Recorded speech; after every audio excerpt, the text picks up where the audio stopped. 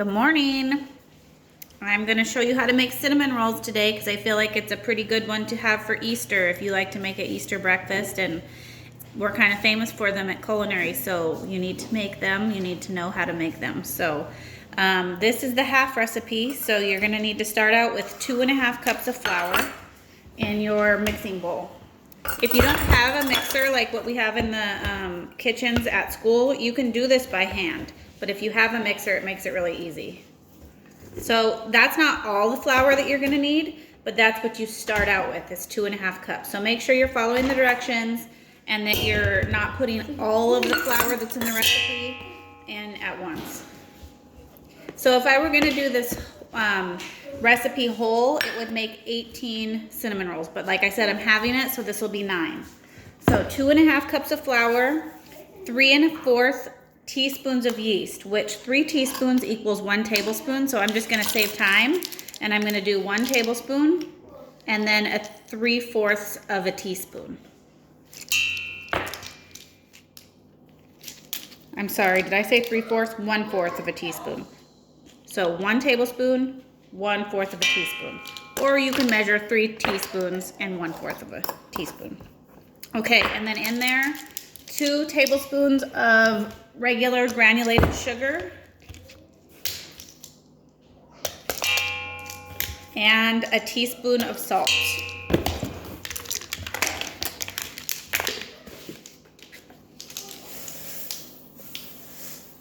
Okay, so just kind of stir those together and then set them aside for now. Okay, so while that's setting to the side, you can be scalding your milk. Scalding does not mean burning, because you know when you scald yourself, it's a burn. But when you're scalding milk as a term, you're basically just making it hot or warm to almost the point of a boil. So for the half of the recipe, you need the 1 cup of milk. And it needs to be scalded. So I'm just gonna do it in the microwave. You can do it in the microwave, you can do it on the stovetop. So in the classroom, usually I'll make you do it on the stovetop just to get the experience. But because of trying to be quick, I'm doing it in the microwave. I have a beverage setting on mine. So I just hit the beverage setting to make it hot. So I'm scalding that. I've got 6 tablespoons of butter ready for when it comes out. And then I'm also going to need, oh goodness, 2 eggs. Okay, so have those things ready. 2 eggs, 6 tablespoons of butter.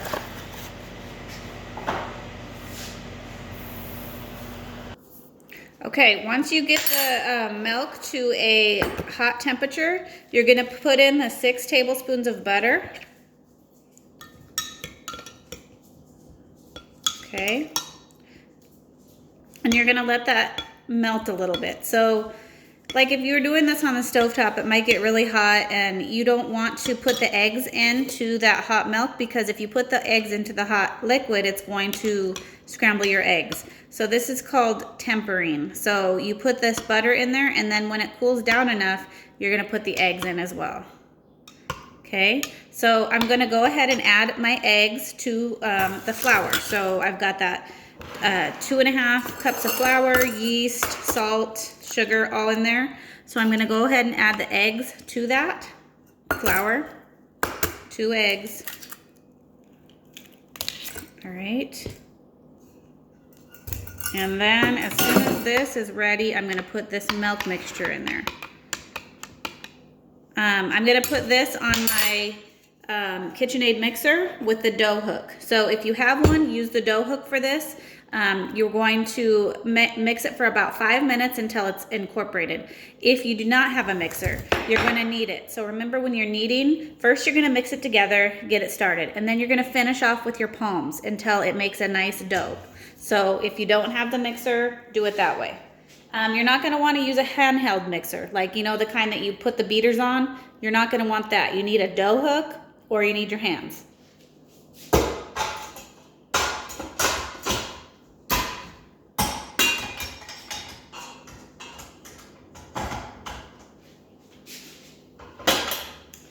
Okay, so mix that.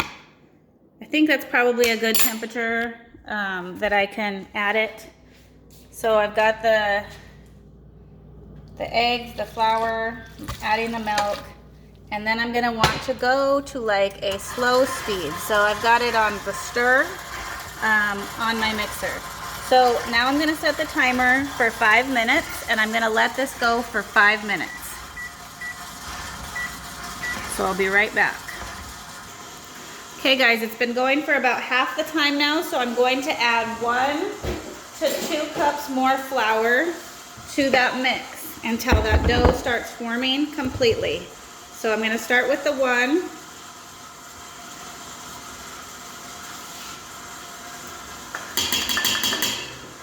I'll have another one ready to go.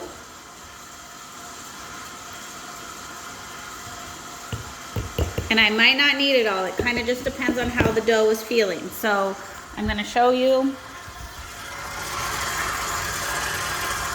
how it's looking now. So that's with 1, about 1.5. Mix that in there. It's been mixing for about 3 minutes. So I'm going to let it keep going and I'll be right back again. Okay, so it's been mixing for 5 minutes. So I'm going to take the dough out of the mixing bowl. And I'm going to just kind of feel it with my palms to make sure that it's not too sticky. So feels really good. If you pull out in the middle, remember you don't want to overdevelop the gluten, so you don't want to play with the dough too much. You're just kind of feeling it. So it's a little bit sticky in the middle, but as you can see, it's just a big ball of dough. So now I'm going to put this back in the bowl and I'm just going to let it rest for 10 minutes. So I'm setting the timer for 10 minutes and I'm not going to touch it. All right, so it's been setting for 10 minutes. So I'm going to take it out. I'm going to flour my surface just a little bit, just in case it's sticky. But I'm saying like literally just a sprinkle. You don't need a ton more flour because you don't want to add a lot more flour to this dough. Okay, so I need to roll it out. For the half batch, it's a 6 by 12 inch rectangle.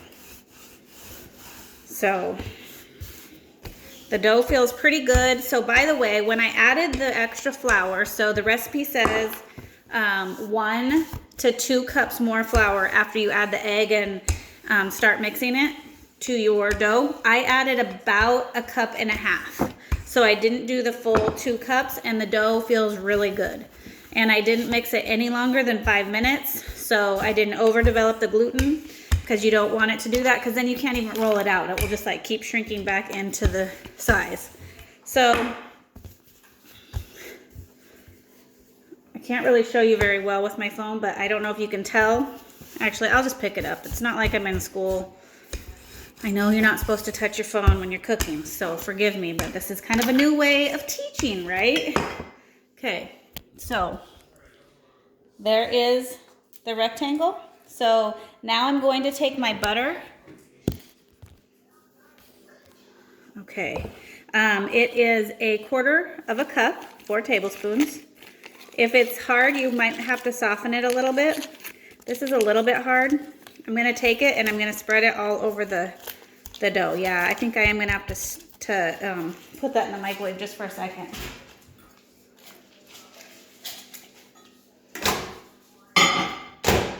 I'm going to go 10 seconds. It's probably still even too long. I don't want it melted. I just want it softened. So I'm going to have the butter, and then I need brown sugar and cinnamon. So for the brown sugar and cinnamon, put it in a little bowl. Okay, so I need 1.5 tablespoons of cinnamon and 1/2 cup of brown sugar. So brown sugar, pack it in there. And I'm going to mix them together before I put them on my dough. So 1/2 cup of brown sugar, 1.5 tablespoons of cinnamon. If you have good cinnamon, use it. This is just the cheapy stuff, but it will work. But the better quality cinnamon, the better it's going to taste in your cinnamon rolls. So I wish I had better quality, but I don't. So about 1.5 tablespoons of that. Mix it in. Just mix it together, the cinnamon and the brown sugar. I'm using my hands. You can use your hands. You can use your spoon. God knows I've been washing my hands like a million times a day. Holy moly, I don't think I've ever washed my hands as much as I have now. But it's important. Wash your hands lots. Every single time you touch anything, pretty much they're saying to wash your hands. Okay, so that's mixed together. Let me get my butter back out. Okay, that was 10 seconds. Put it on the dough. I'm just going to use the package and then spread it all over my dough. So, spread all that butter. Okay. At this point, I'm going to switch over and use this to spread. Probably a rubber spatula would have been the best trick. I'm just trying to hurry. Okay. Okay, all the way over your whole dough with that 1/4 cup of butter. If you're doing the full batch, you know it's going to be 1/2 cup. Okay, and then once you've got the butter all over the dough, you're going to sprinkle your cinnamon and brown sugar mix on it. If you like raisins, this is where you're going to want to put the raisins into your cinnamon roll as well. If not, you don't have to. That's just totally your call, however you like it.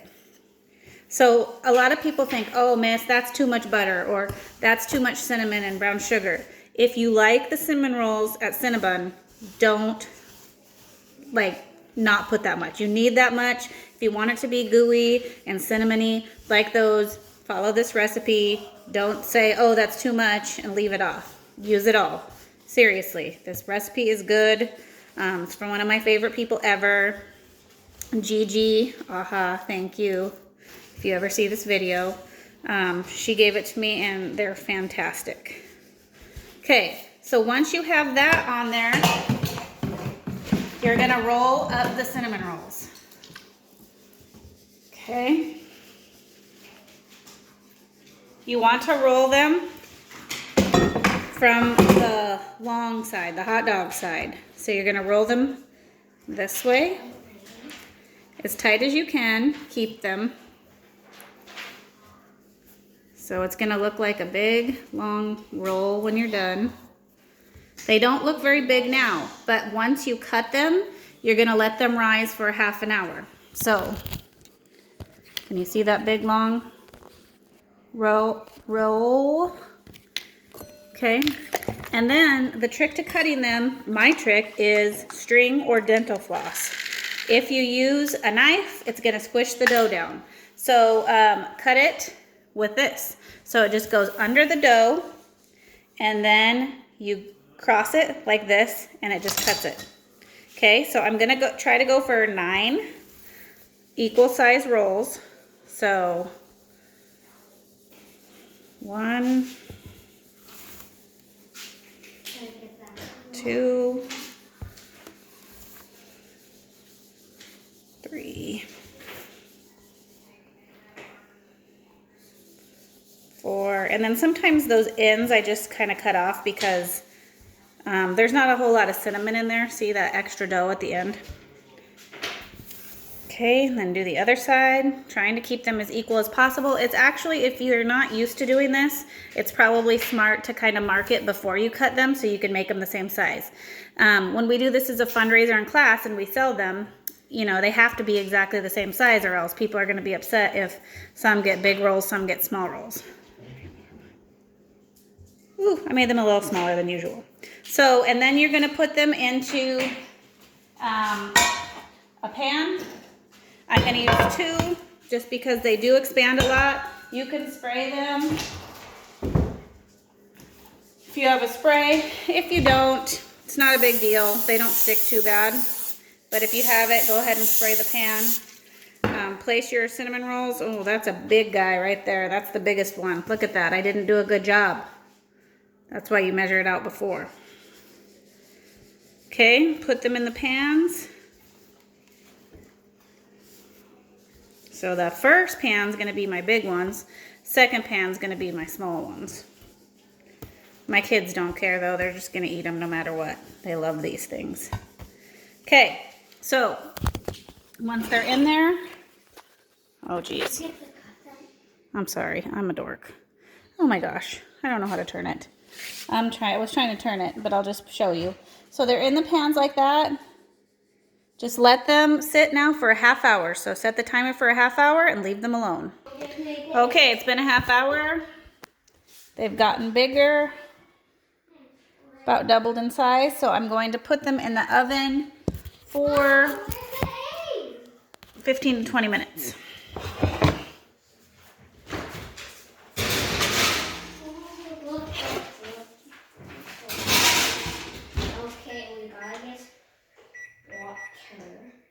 Okay, I'm starting with 15 minutes. I'm going to go ahead and make the frosting while I wait. So for the frosting, I need a 1/4 cup of butter, softened, not melted. 4 ounces of cream cheese, which is a half of a package of cream cheese.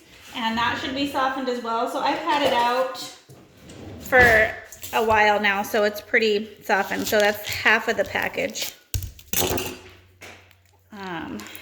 That goes in there. And vanilla is 1 teaspoon of vanilla. And then 3 cups of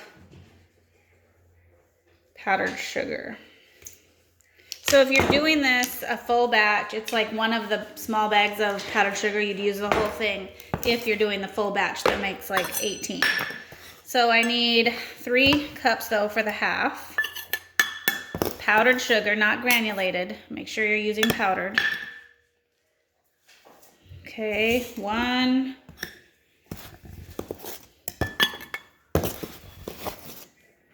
2. Man, my little powdered sugar thing doesn't hold very much powdered sugar. 2. And let's see if this makes 3. Yep, that's about exactly 3 cups. That was in my little container. Okay. And then, did I forget anything? So 3 cups powdered sugar, 4 ounces of cream cheese, 1/4 cup of butter, teaspoon of vanilla, and then 2 tablespoons to a 1/4 of a cup of milk, depending on consistency of your frosting. So I'm gonna always start with the minimum, which is 2 tablespoons. And then if I need more, I'll add more because I don't want it to be too thin. So if I start with the least amount, then I can add more as needed. And I really like to put the frosting on as soon as they come out of the oven because then it melts on them nicely instead of like having to spread it later when they've cooled. So I like to have this done so that when it comes out of the oven, it's ready to spread on right away. Okay, the timer just went off for 15 minutes, so I'm going to show you. When you look at them, they don't look very brown on the top, but when I pull them out and touch them and look at the bottom, I don't know if you can see the bottom, but they're brown. So I would say that they are good to go. So I'm going to go ahead and take them out now. Just be patient with me here. Okay.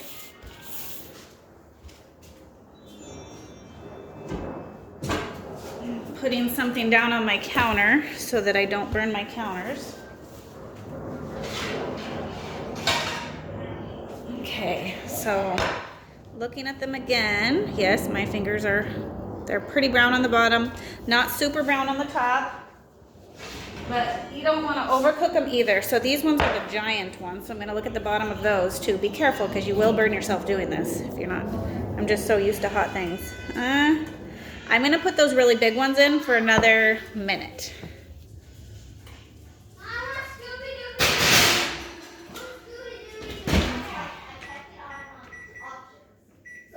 So while those are cooking for a minute, I'm going to put the frosting on the small ones. So the consistency of the frosting is about that thin. That is with the 1/4 of a cup of milk. So I did end up using all the milk. If you want it to be a little bit thinner, you could use less. Okay. So I'm gonna go ahead and put frosting. Let me see if I can get this at a better angle. On each of the cinnamon rolls. And then it's just gonna kind of do its thing and melt on the top of them.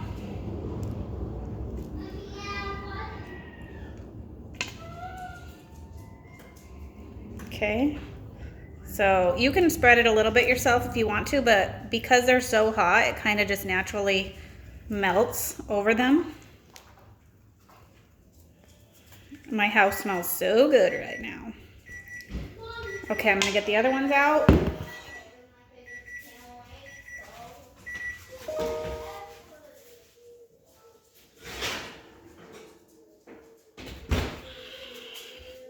Those are the big ones. And then put the frosting on those.